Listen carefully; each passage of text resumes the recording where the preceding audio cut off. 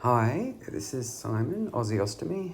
Just touching base. It's the day after my surgery, so it's the 9th of January 2020. I was going to do a what I took to hospital with me video before I left yesterday, but I got a bit busy and a bit tired and I didn't end up doing it. So I thought I'd just roll that into this, just a few tips that might help you if you're coming into hospital for anything really, even if it's an ileostomy or whatever. I've been in a few times over my life, so I've sort of learned a few lessons and watching other people's videos as well. Just found a few helpful tips. Firstly, so yesterday when I got out of surgery and after I woke up, I was very sweaty on the back of my neck and head, and that's because of the hospital pillows. They have like a plastic coating for sanitary reasons, and it tends to make you sweat. So I bring my own pillow all the time, and I don't have that problem with the sweating. Plus, especially if you're having abdominal surgery, it'll be really helpful in the car on the way home. Across your abdomen helps from a bit of support from bumping and potholes and what have you. So that's tip number one. Tip number two, if you want to watch your YouTube videos and your Netflix and Disney Plus or whatever, you will want your earphones. So they'll come in really handy. That way you can watch it at the volume that you want and not disturb other patients, especially if you wake up in the middle of the night and you're in a bit of pain and you don't really want to do anything, nothing on TV. Headphones, excellent. The next tip I have is, and I've got this plugged in, but I don't know if you can see it here, just my charging cable for my phone and my iPad, extra long. The short ones, which are 1 meter, because the power points are so far back behind you can't see, behind the bed, you really need your long one if you want to keep it plugged in while you're using things. Really important. The most important thing, and it didn't happen this time, but other times I've been into hospital, they put like a monitor on you to watch for your oxygen levels, and every minute or so it gives this really high-pitched beeping. Earplugs. Best thing ever. Plus, it can get a bit noisy if other patients are being noisy, or the nurses at the station sometimes can get a bit noisy during the day, and if you want to have a nap during the day, excellent. That is it for that. There's a coffee shop downstairs. I got my coffee. Probably shouldn't be drinking caffeine because it liquefies my output, but all good. Which leads me to the next one. Visit from my stoma nurse. 2 seconds. It's getting cold, so I want to finish it. Stoma nurse just visited me, and we replaced the bag that I had straight after surgery. So first we did an empty. Well, the output was looking good. It was a good quantity. Really happy with that. So I got a little, what they call a cheat sheet, and it's all backwards because, because it's a camera, so it does it backwards. So it gives you things to have ready. So you need water, your chucks or your paper towel squares, your rubbish bag tucked into your pants. Really good. Because Dexter, my stoma, just decided to do a bit of leaking and it went straight in the bag. Sorry, that is an accent. I do accents from time to time, just do them. From an Australian show called Kath and Kim. It finished years ago, but it was bloody hysterical, and I still do their accents. It's just Aussie ochre stuff, so Americans, Canadians, UKs and the like may not know what I'm talking about, but bear with me. Where do we get to? Yeah, scissors and a sizing guide, because my stoma will shrink over time. It's just been done, it's inflamed, it's larger than normal. Remove a wipe, which is optional. I thought they had a red mark. I actually didn't have any issues with any adhesive staying on my skin. It came off nicely with the adhesive remover when I sprayed that on. Sorry, I'm doing hand movements, but they're right over there. And just optional is a seal. We started with the seal and we kept changing the bag, so I found something. I've got a deep belly button because I've got a bit of a jelly belly. and it was going into my belly button and not sealing properly. So we did about 4 different tries, and we eventually found one that was good.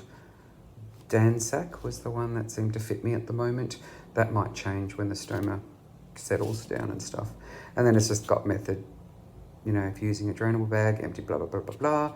I have to do it in a jug so they can measure my output for now, empty it into a jug. So that's what it is. So again, with Australians, we have something called Medicare, which we pay. It's a public system. We pay it through our taxes. There's a stoma support program. So I just have to put my orders in. I have to join $60 a year, Aussie dollars, $17 of delivery for a month's worth of supplies, and everything I order is free. If I wanted any sort of things that are outside that, like I've seen your Americans and your Canadians have this stealth belt and the comfort belt or something like that. We get wraps and things like that. If we wanted something like a stealth belt, we just have to pay for that out of our own pockets because it's not on the list. Our health insurance in Australia does not cover anything of a disposable nature. So for diabetes, it doesn't cover anything for the, you know, your strips to measure your blood sugars, put in the machines. It doesn't cover ostomy bags or anything like that. That's private health insurance, and the only thing it might cover is possibly a support garment, possibly. But I work for a health insurance company, but I haven't looked into it too much because I'll get a couple of them and underwear also through Medicare. So it's been a good morning for me. I slept pretty well. I did wake up about 5 a.m. with some pain, and then they gave me just an endone, and that took the edge off, and I was able to go back to sleep. So I slept till about 9:30. Woke up, did some Facebook messaging and stuff like that, and kept in contact with people. I rang my partner.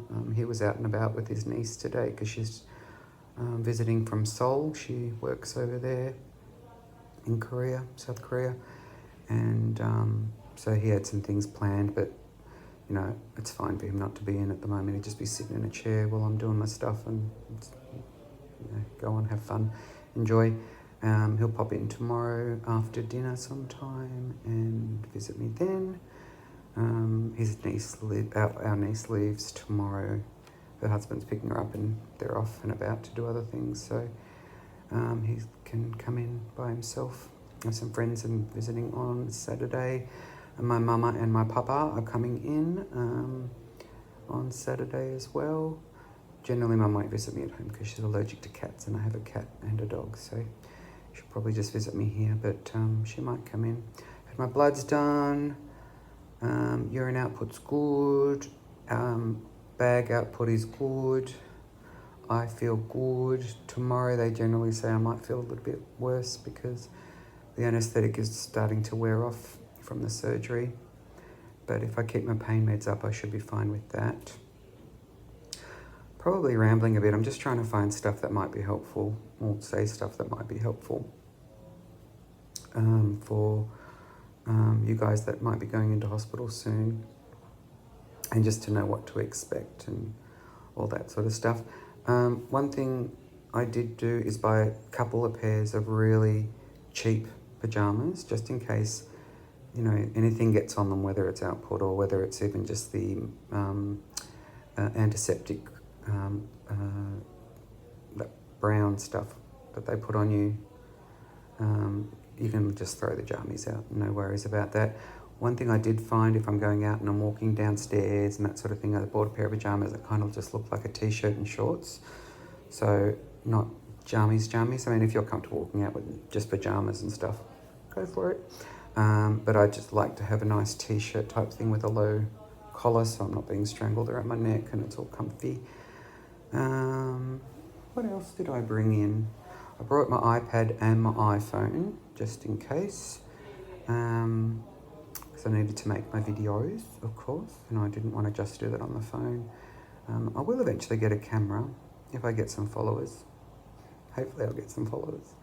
So hit follow, if that's the button. I can never remember the button.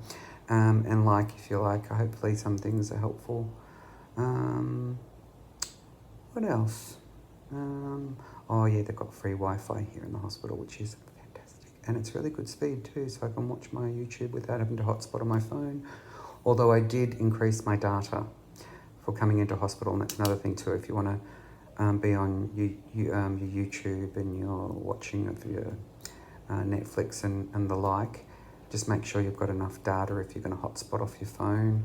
The last thing you do is want to have huge excess charges. I don't think you guys in America have to worry about that. When I was in America and I had to get SIM cards, you tend to have unlimited on a lot of your plans, which is great. Australia, we don't. We have a certain amount of gigs that we pay for. So I increased mine a bit and haven't needed it because the Wi-Fi in here has been so amazing. I'm hitting 10 minutes, going on to 11 minutes now. I can't really think of anything else to say except I've been keeping up my fluid intake. I just got a new jug this morning, but I did a whole jug yesterday, which is good. I've had my endone. I am a smoker. So they've let me go outside. They wouldn't let me on the first night because of the anaesthetic, but I signed a waiver and a nurse took me out anyway. And I felt stable on my feet, so it was okay. Wasn't too bad. I know smoking's bad, but oh well, I've been smoking since I was 15. I'm 46 now. Tried a few times to give up. It hasn't worked. Yeah, so I can't think of what else I wanted to say. Oh, yes. Another thing to bring to hospital is a pair of slip-on slippers. If you think you're going to use flip-flops or thongs, here we call them in Australia, or jandals that you call them in New Zealand, you do get surgical stockings put on which cover your toes, so thongs might not, jandals, flip-flops might not be appropriate. So I just bought some really cheap slip-on slippers and got a little fairy edge around them. They're quite cute. I don't know if I can show them. Hang on. I can't really switch the... No, I can't. Can you see them? No, I don't think I can. Oh, that's that chair. Okay. Oh, there they are. So see, they've got little fluffies around them. They're quite cute. Again, I'm doing that Kath and Kim accent, so ignore that. And that's good. I came with the safe too, so I was able to lock my wallet and phone and iPad away while I was in the surgery. Just a bit of security there. Yeah, and my stomach nurse should be back soon. She's given me a 2-piece ostomy bag, which I kind of prefer. The less time I have to change the flange, the better for me. And if I want to wear a bigger bag at night, or the times I have to go into the office, I go in once a fortnight, I can put on a larger bag just to make it a bit easier, especially when I travel about an hour and 15 minutes on the train and tram to get to my office. And if there's a delay, that could extend to an hour and a half or whatever. So I didn't want to have any issues with that. So she's going to bring me a little belt to clip onto the later. So, but everything seems to be working well with there. So I'm going to let you go. I'll try and give you a little update tomorrow just to see how I'm feeling, just so you guys know what to expect.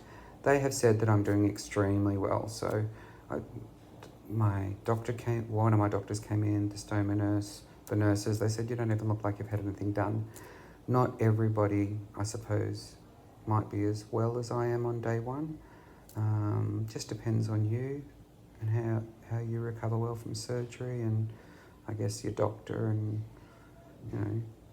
assistant doctor and your anaesthetics and all that sort of stuff and your reaction times. So hopefully this helps. I will talk to you all later, and stay safe and have a lovely day, evening, depending on where you are. Okay, ciao.